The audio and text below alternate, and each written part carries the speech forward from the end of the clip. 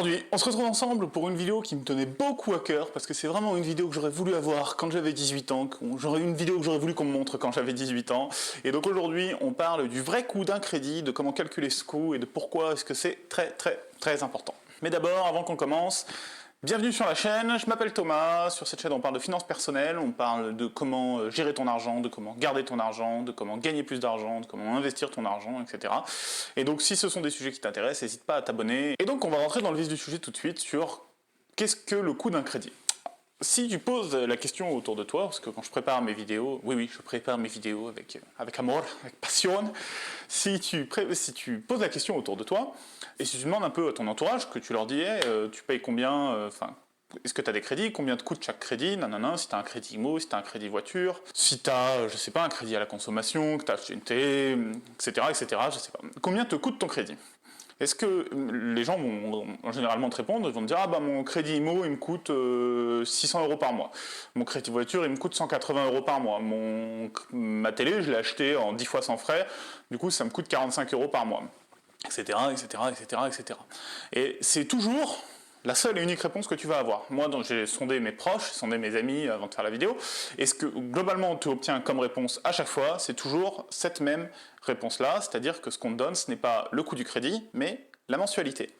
Et ce sont deux notions qui sont complètement différentes. La mensualité, c'est ce que tu rembourses, enfin, c'est ce que tu verses à la banque chaque mois, c'est pas ce que tu rembourses, c'est ce que tu verses à la banque chaque mois.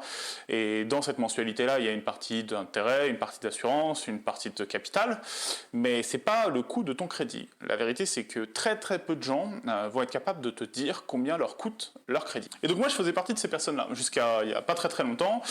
Si tu m'avais posé la question de combien me coûtaient mes crédits, je t'aurais répondu exactement ça, c'est-à-dire que je t'aurais donné la mensualité. J'étais capable de te dire à peu près combien je payais pour chacun de mes crédits, mais j'étais incapable de te dire ce que m'avaient réellement coûté les crédits. Et donc ça pose la question, le coût du crédit, qu'est-ce que c'est ? Le coût du crédit, c'est la différence qui existe entre l'argent que tu as emprunté, donc l'argent qu'on t'a donné pour faire ton achat, et ce que tu as réellement remboursé, donc intérêt, assurance, frais de dossier, etc., etc. Pour illustrer ça, ce qu'on va faire, c'est qu'on va prendre l'exemple d'un crédit immobilier. Donc j'ai fait une simulation de crédit, il y a plein de simulateurs de crédit en ligne si tu vas regarder, des simulateurs qui te permettent de calculer tes mensualités, combien va te coûter ton crédit, nanana. Donc moi j'ai pris celui de meilleurtaux.com, voilà, donc, si quelqu'un veut aller jeter un coup d'œil et faire la comparaison. Et donc j'ai simulé ce crédit IMO avec des valeurs typiques qu'on va trouver sur le marché en ce moment. Donc quelqu'un qui fait un achat de 250 000 €, donc qui emprunte 250 000 € à un taux de 1,30 sur 25 ans avec 0,35% d'assurance. C'est à peu près les valeurs que tu vas retrouver si tu regardes sur les banques pour 25 ans, c'est à peu près ce que tu vas retrouver comme taux d'intérêt. Et donc ce qui est très intéressant, c'est que ce qu'on constate, c'est que le crédit en fait te coûte très cher, ce qui est normal puisque du coup tu empruntes une grosse somme, 2 sur une très longue durée, et donc même si le taux d'intérêt est faible, en fait, forcément ça te coûte un bras quand même. Et donc ce qu'on constate, c'est que le coût du crédit, il est de 63 512 €.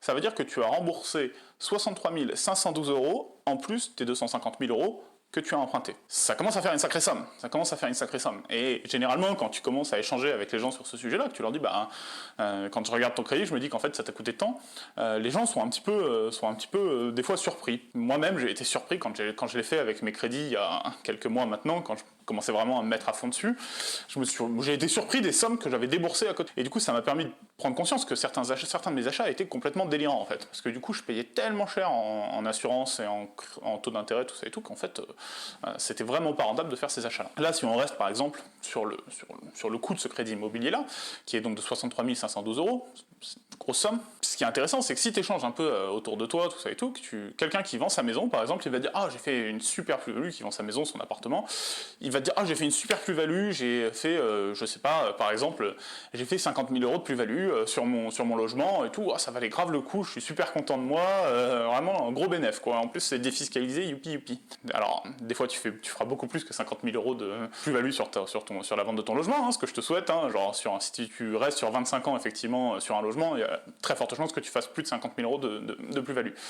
Mais ce qui est intéressant, c'est que quand on te donne cette valeur-là de la plus-value, les gens, rarement, vont te dire « j'ai fait 50 000 € de plus-value, mais j'avais payé 35 000 € de crédit, donc en fait, j'ai pas fait tant de plus-value que ça, j'ai fait que 15 000 € de plus-value. » Et du coup, en fait, ça met les choses un peu en perspective. Si on prend le cas d'une voiture, par exemple, tu as acheté une voiture à crédit à 15 000 €, tu as payé 2500 euros d'intérêt et d'assurance de prêt sur cette voiture-là. Donc je donne des valeurs au hasard, je n'ai pas fait la simulation, mais c'est pour donner un exemple. Tu achètes cette voiture-là 15 000 euros, au final cette voiture-là t'a pas coûté 15 000 euros, puisque tu as 2500 euros en plus pour faire le crédit. Donc du coup cette voiture-là t'a coûté en réalité 17 500 euros. Et du coup, si tu revends cette voiture-là, je sais pas, 9 000 euros quelques années plus tard, au lieu d'avoir perdu uniquement 6 000 euros de valeur, en fait la voiture a perdu 8 500 euros de valeur. Et donc du coup, tu te rends compte que un achat que tu as fait à crédit, peu importe l'achat dont il s'agit, tu perds toujours beaucoup plus d'argent que ce que tu aurais perdu normalement sur un achat. Et ça, c'est une notion qui est super importante. Et c'est pour ça que c'est important de calculer, soit de bien lire les documents pour connaître le coût de ton crédit. Parce que ce qu'il faut savoir, c'est qu'évidemment, dans chaque offre de prêt, à chaque fois que tu fais un prêt, on te donne ce montant-là. On te dit systématiquement, votre crédit vous coûte tant. Et la vérité, c'est qu'il y a très peu de gens qui soit le lisent, et s'ils le lisent, qu'ils le mémorisent. Et en fait, ce que la plupart des gens font, c'est qu'ils font complètement abstraction de cette notion du coût du crédit. Et ils se concentrent uniquement sur la mensualité. Est-ce que je peux rembourser ce crédit? Est-ce que j'ai assez d'argent disponible tous les mois pour rembourser ce crédit? Sauf qu'en fait, c'est pas du tout la bonne question à se poser. La bonne question à se poser, c'est est-ce que cet achat vaut le coup si je rajoute le coût du crédit par-dessus? Et la réponse, c'est généralement non.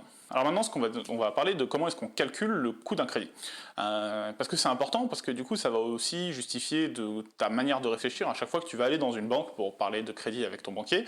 Ça va forcément influencer tes décisions. Et moi, si j'avais su ça quand j'étais gamin, quand j'avais 18 ans, eh ben, j'aurais sûrement fait des choix qui auraient été très très différents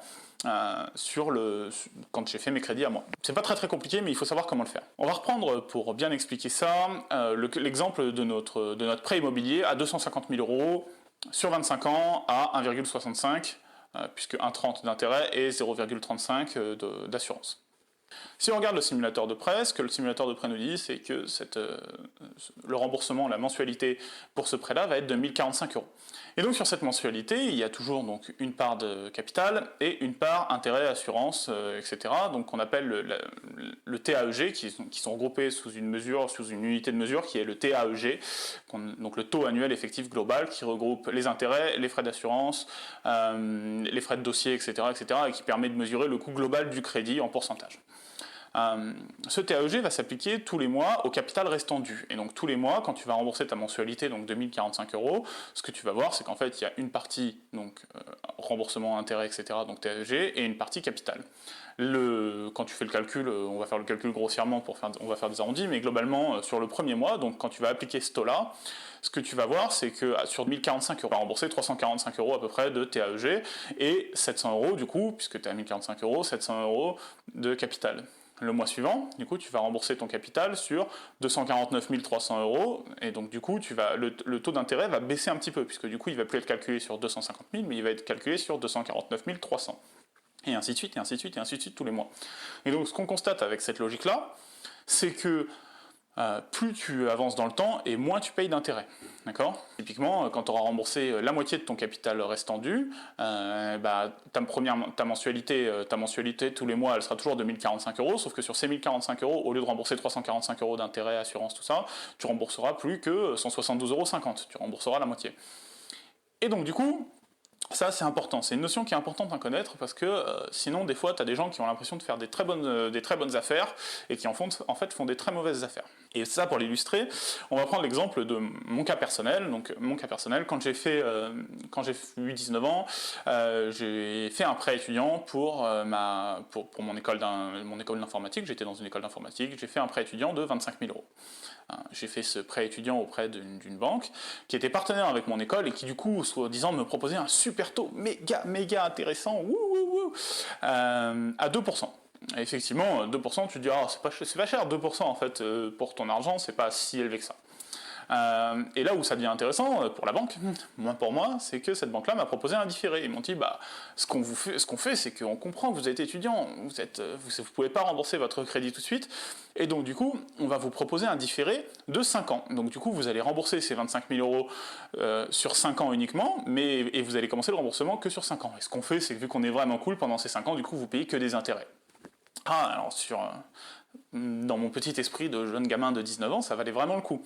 Sauf qu'en fait, quand tu fais le calcul, quand tu comprends comment fonctionne le remboursement d'un crédit et que tu commences à faire le calcul, si je rembourse 25 000 euros empruntés à 2% sur 5 ans, le crédit me coûte 1 291 euros. Donc ça, c'est ce que ça m'aurait coûté si j'avais pas fait de différé. Sauf que si je fais un différé, vu que les intérêts ne s'appliquent que sur le capital restant dû, et ben en fait, mon capital restant dû reste dû pendant je reste à 25 000 € de dû pendant 5 ans, et donc du coup, je paye les intérêts plein pot pendant 5 ans. Et du coup, 2% d'intérêt sur 25 000 €, ça représente 500 € par an, donc du coup avec 50 plus, ça fait que mon crédit, au lieu de me coûter 1291 €, il m'a coûté 2500 € de plus.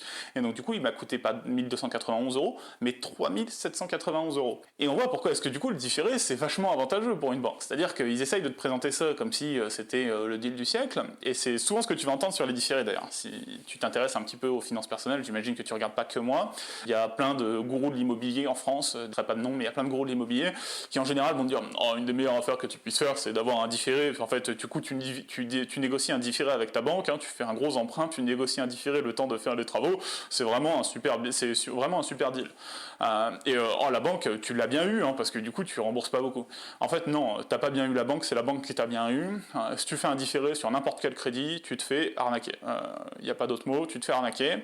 Parce que c'est là où tu vas payer plein pot, et la banque ça l'arrange un max que tu fasses un différé, parce que dans tous les cas elle récupérera le capital, elle récupérera les intérêts que tu devais sur le capital de toute façon, et en plus elle rajoute des intérêts supplémentaires gratos comme ça, tranquillou. Donc c'est pour ça que c'est important de comprendre comment fonctionnent les crédits, comment fonctionne la méthode de calcul d'un crédit, parce que si c'est pas clair pour toi, tu risques de te faire avoir. Et donc ce qu'on voit globalement, ce que je voudrais vraiment qu'il ressorte de cette vidéo, c'est que il faut faire le moins de crédit possible. Honnêtement, moi aujourd'hui, je suis sur une ligne où si je peux vivre sans crédit, je vivrai sans crédit, et clairement je vais pouvoir vivre sans crédit, peut-être crédit IMO un jour, mais honnêtement c'est pas à l'ordre du jour pour l'instant. Je pense que voilà, le seul crédit que tu devrais faire c'est un crédit IMO, globalement. Tous les autres crédits, ça vaut pas le coup, parce que quand tu achètes une voiture, elle perd de la valeur instantanément au moment où tu l'achètes. Si en plus elle perd X 1000 € de plus de valeur à cause des intérêts que tu payes sur ton crédit, ça vaut pas le coup. Acheter une télé à crédit, ça n'a pas de sens. Acheter un téléphone à crédit, ça n'a pas de sens. Globalement, acheter n'importe quoi à crédit aujourd'hui, ça n'a pas de sens parce que ça te coûte énormément d'argent. Proportionnellement à ta dépense, c'est des coûts qui sont conséquents et qui devrait pas être ignoré en fait. Donc je pense que la meilleure approche, moi aujourd'hui l'approche que j'ai par rapport au crédit, c'est je ne fais plus de crédit, par contre je vais mettre de l'argent de côté tous les mois sur différents objectifs en me disant, bah voilà, je vais peut-être mettre X 1000 € de côté sur 2 ans, 3 ans pour pouvoir m'acheter une voiture ou pour pouvoir m'acheter une moto, etc., etc. Mais par contre, plus jamais, je ne ferai de crédit pour ce genre de choses-là parce que ça coûte bien trop cher. Ton crédit te coûte de l'argent et ça c'est une notion qui est souvent un peu ignorée. Voilà, j'espère que cette vidéo t'a plu. Si elle t'a plu, laisse un petit like sur la vidéo, franchement, ça aide la chaîne et ça aide à faire connaître les vidéos, ce serait vraiment très apprécié. Laisse un commentaire pour me dire ce que t'en as pensé, et sinon, bah, on se retrouve à la prochaine. Ah, ciao!